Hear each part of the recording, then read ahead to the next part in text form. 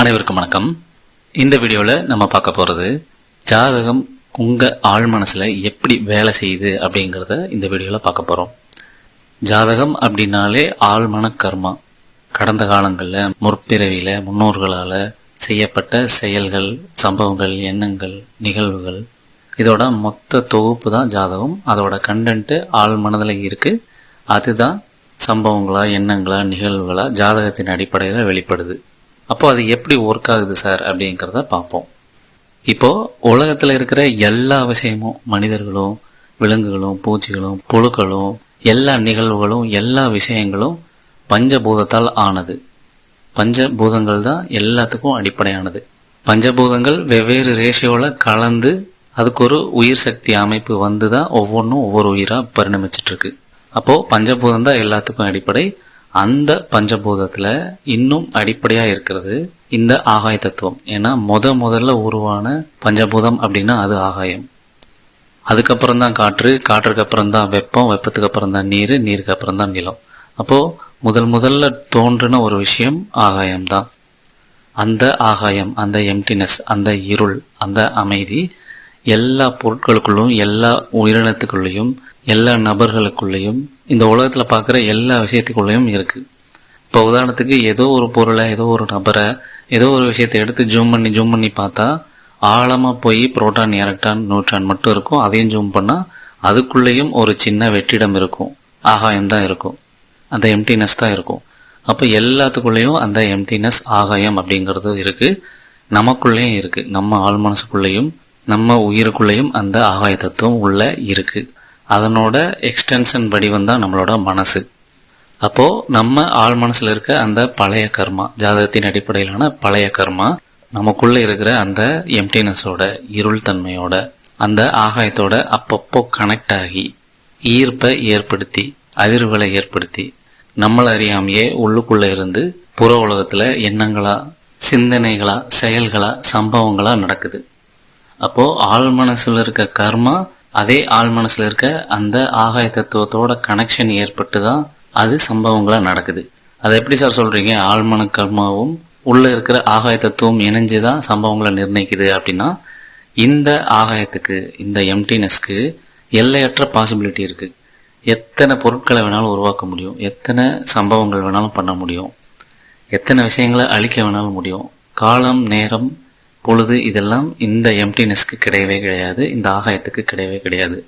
கண்ணை மூடி மனசால ஒரு இடத்த, லண்டனில் இருக்கிற அல்லது அமெரிக்காவில் இருக்கிற ஒரு இடத்த நினைச்சா மனதால் எப்படி அங்கே போக முடியுமோ, எப்படி உணர முடியுமோ, அது மாதிரி அந்த எம்டினஸ்குள்ள, அந்த ஆகாய தத்துவத்துக்குள்ள எல்லாமே சாத்தியம்.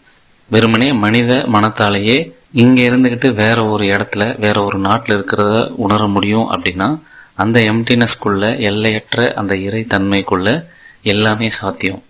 அப்போது எல்லையற்ற சாத்தியத்தை கொண்ட அந்த ஆகாய தத்துவம் நமக்குள்ளே இருக்குது இல்லையா? அதோட நம்மளோட ஆழ்மன கர்மா அப்பப்போ கனெக்ட் ஆகி அது சார்ந்த சாத்தியத்தை அந்த எம்டினஸ்க்கு கொடுக்குது. இப்போ உதாரணத்துக்கு 4ஆம் இடத்துல சனி இருக்குது அப்படின்னா அது சார்ந்த கர்மா நமக்குள்ளே இருக்குது, நம்மளை அறியாமையே ஆழ்மனதில் இருக்குது. அந்த 4ஆம் இடத்து சனியோட அமைப்பு அந்த நமக்குள்ளே இருக்கிற ஆகாயத்தோட கனெக்ட் ஆகி, அந்த எம்டினஸ் கூட கனெக்ட் ஆகி தசாபுத்தி நடக்கும்போது ஈர்ப்பை ஏற்படுத்தி அதை சம்பவங்களாக நிகழ செய்யுது. அப்போது ஆழ் மனசில் இருக்கிற ஒரு விஷயம் அந்த ஆகாயத்தோட கனெக்ட் ஆகி ஜாதகத்தில் இருக்க மாதிரியான சம்பவங்களை நடத்துது. இதுதான் பேசிக். அப்போது இதை மாற்ற முடியுமா அப்படின்னா கண்டிப்பாக மாற்ற முடியும்.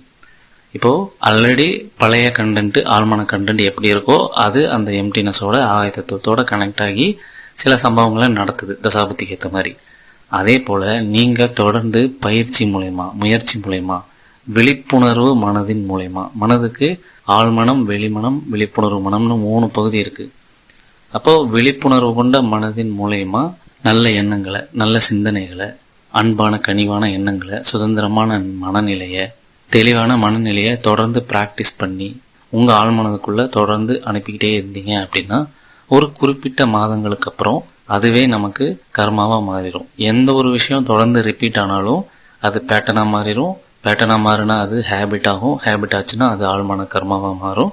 அப்போ அந்த ஆழ்மன கர்மாவுக்கு ஏற்ற மாதிரி உள்ளே இருக்கிற ஆகாய தத்துவத்தோட, அந்த எம்டினஸோட கனெக்ட் ஆகி சம்பவங்கள் நடக்க ஆரம்பிக்கும். நல்ல குணங்களை உருவாக்கி நல்ல சம்பவங்களை ஏற்படுத்தி தரும்.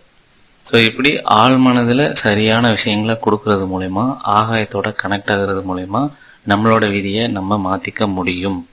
ஜாதகத்தை மாற்றுறதுக்கு நமக்குள்ள இருக்கிற அந்த ஆகாய தத்துவத்தை, இருள் தன்மையை, அந்த எம்டினஸை, இறை தன்மையை சரியாக பயன்படுத்த கற்றுக்குங்க. ஸோ இது பாசிபிள் தான். அதுக்கான வழிமுறைகளை தான் பண ஈர்ப்பு மெய்யியல் வாழ்வியல் அப்படிங்கிற ஒரு சேனல் ஆரம்பித்து அதில் சொல்லி கொடுத்துட்ருக்கோம். ஸோ லிங்கை டிஸ்கிரிப்ஷனில் தர்றேன், தேவைப்படுறவங்க அதுலேயுமே ஜாயின் பண்ணிக்கங்க. அதில் ஈர்ப்பு விதியை பயன்படுத்தி பணத்தை எப்படி ஈர்க்கிறது, ரிலேஷன்ஷிப்பை எப்படி ஈர்க்கிறது, நமக்கு தேவையான விஷயங்கள் எப்படி இருக்கிறது அப்படிங்கிற கைடன்ஸ் தொடர்ந்து வரும். ஸோ விருப்பம் இருக்கவங்க அதையுமே சப்ஸ்கிரைப் பண்ணிக்கங்க. உங்களுக்கு ஹாரோஸ்கோப் பார்க்கணும், உங்கள் ஜாதகத்தை பற்றின முழு ஆடியோ ரெக்கார்ட் வேணும் அப்படின்னா நம்மளை தொடர்பு கொள்ளுங்க. வேலைக்கு, தொழிலுக்கு, சொத்துக்கு, எக்கனாமிக் அமைப்புகளுக்கு, ஜாதகத்தில் இருக்க கிரக அமைப்புகள் எப்படியெல்லாம் வேலை செய்யும்னு தெரிஞ்சுக்கணும் அப்படின்னு நினைக்கிறீங்க அப்படின்னா நம்மளை தொடர்பு கொள்ளலாம். வேலை தொழில் சம்மந்தப்பட்ட கைடன்ஸ் வேணும் அப்படின்னாலும் நம்மளை தொடர்பு கொள்ளலாம். இந்த வீடியோவில் சொல்லப்பட்ட கருத்துக்கள் பற்றி இன்னும் ஆழமாக அடுத்தடுத்த வீடியோக்களில் பார்க்கலாம். நன்றி.